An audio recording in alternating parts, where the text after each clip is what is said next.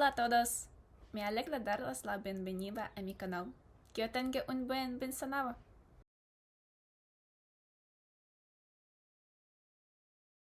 Elm Hill siempre había sido un pueblo tranquilo, el tipo de lugar donde todos conocían a todos. Las calles bordeadas de árboles y las casas con jardines bien cuidados reflejaban la serenidad de la comunidad. Uno de los rostros más familiares del vecindario era Samantha Williams, una mujer de 52 años, maestra de toda la vida y una presencia querida en la comunidad. Amable y generosa, su casa a menudo servía como punto de encuentro para amigos y vecinos. Aquel 16 de noviembre, un viernes que no presagiaba nada fuera de lo común, Samantha se preparaba para una de sus noches favoritas del mes, la reunión del club de lectura. Desde hacía años, organizaba estos encuentros en su casa, donde un grupo de amigas y conocidas se reunían para discutir el libro del mes, mientras disfrutaban de té caliente y pan recién horneado. Esa tarde, Samantha había salido a hacer algunas compras en la tienda local. La cajera, que la conocía bien, notó su buen humor. Compró algunos ingredientes para la cena y mencionó de pasada que estaba emocionada por la reunión de esa noche. Al regresar a casa, encendió la luz del porche, una costumbre que tenía cuando esperaba visitas. A las 19:09, su vecina Maggie Carter, quien vivía justo enfrente, notó algo inusual. Un automóvil oscuro que no reconoció estacionándose frente a la casa de Samantha. No le dio demasiada importancia, suponiendo que sería alguien del club de lectura llegando temprano. Desde su ventana, pudo ver a un hombre salir del vehículo y dirigirse hacia la puerta de Samantha. La entrada se abrió y él pasó al interior. Todo parecía normal. 5 minutos después, comenzaron a llegar las primeras invitadas.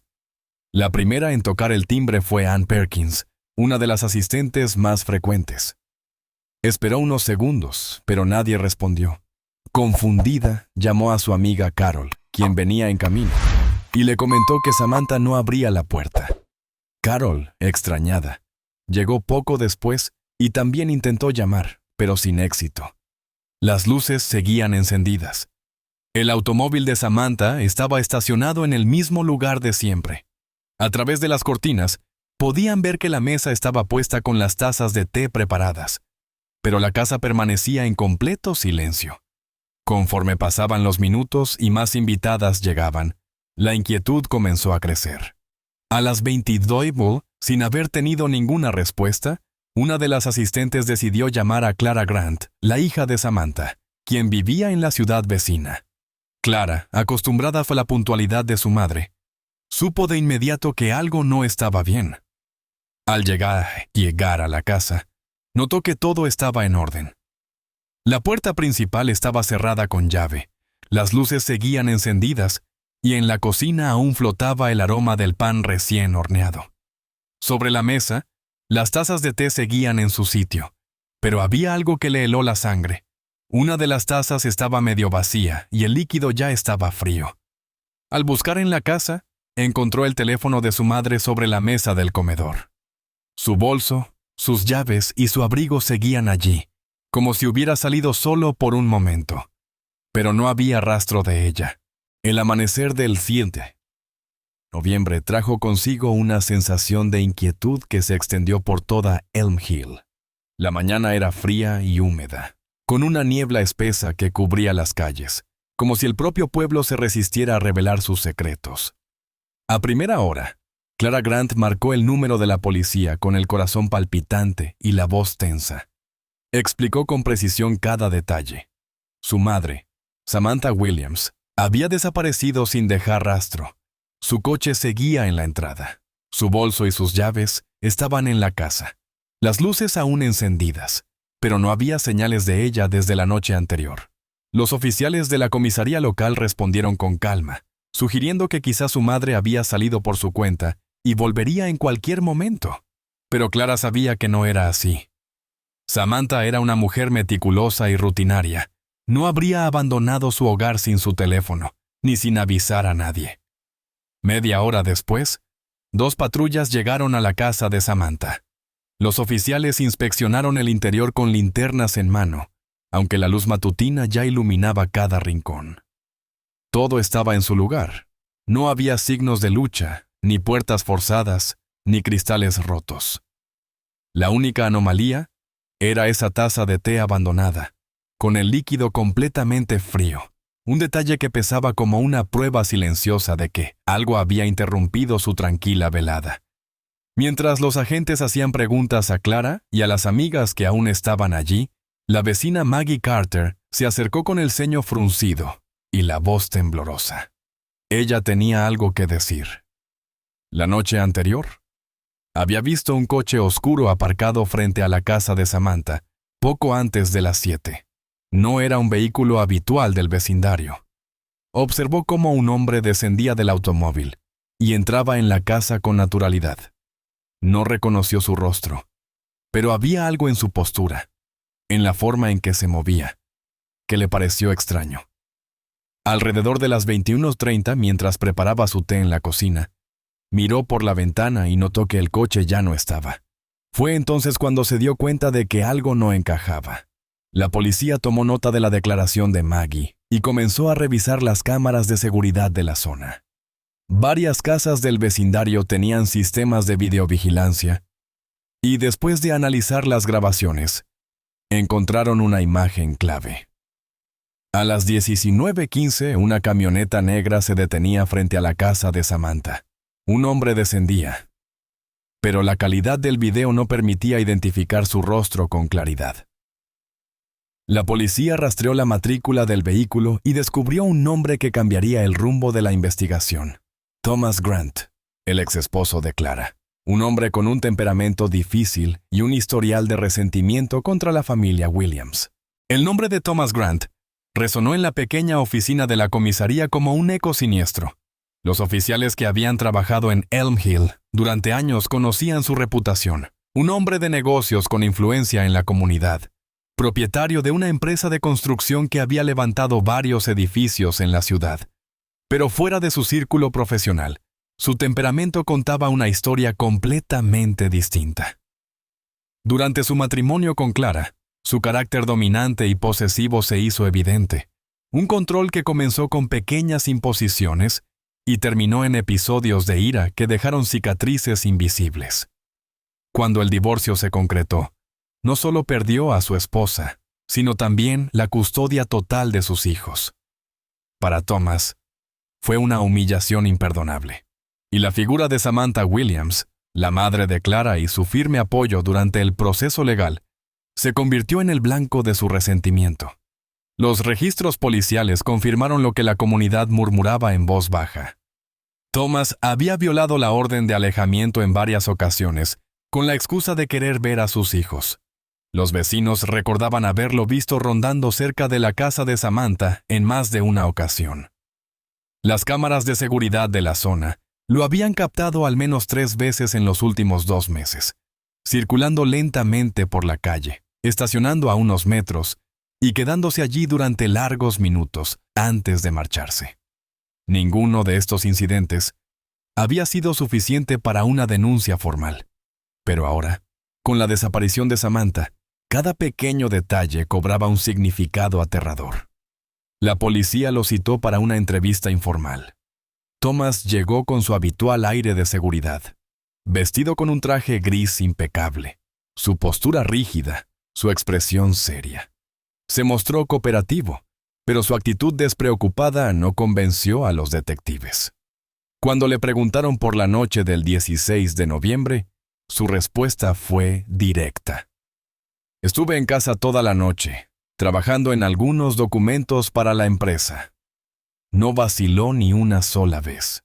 Sin embargo, cuando le mencionaron el vehículo negro registrado a su nombre visto frente a la casa de Samantha a las 19:15, su rostro se tensó apenas un segundo antes de recuperar su compostura. Debe haber un error, mi camioneta estuvo todo el día en el estacionamiento de la oficina, respondió con una calma ensayada. La investigación siguió su curso y mientras los oficiales verificaban su coartada, descubrieron otra pista inquietante. Los registros telefónicos de Thomas mostraban algo inusual. Su teléfono había dejado de emitir señal durante 3 horas exactas la noche de la desaparición. No llamadas, no mensajes, nada. A las 22:30, su dispositivo volvió a conectarse. Pero ya no estaba en Elm Hill, sino a 20 kilómetros de distancia, en un sector industrial donde apenas había tráfico. Para la policía, esto no era una simple coincidencia. Era una pieza más del rompecabezas que los acercaba peligrosamente a la verdad. El cuarto día de la desaparición de Samantha Williams, el aire en Elm Hill se volvió pesado, cargado de sospechas y miedo.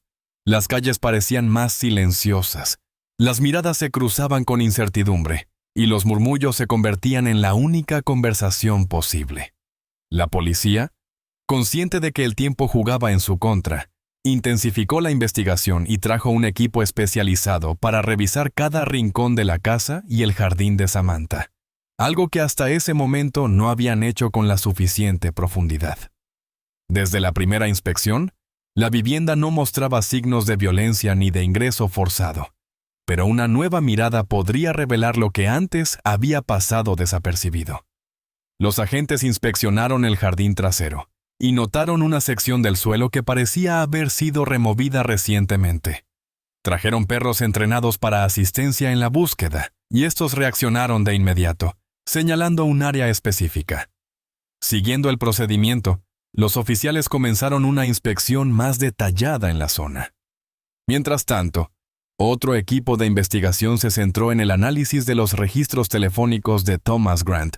Las pruebas hasta el momento eran circunstanciales, pero los detalles empezaban a formar una imagen demasiado clara como para ser ignorada.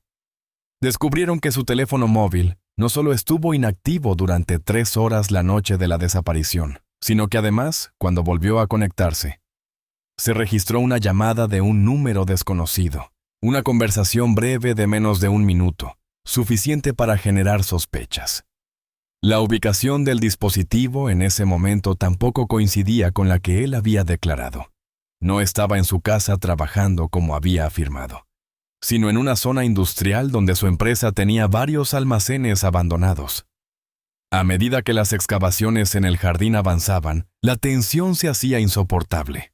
La tierra cedía bajo las palas hasta que los agentes encontraron algo inesperado.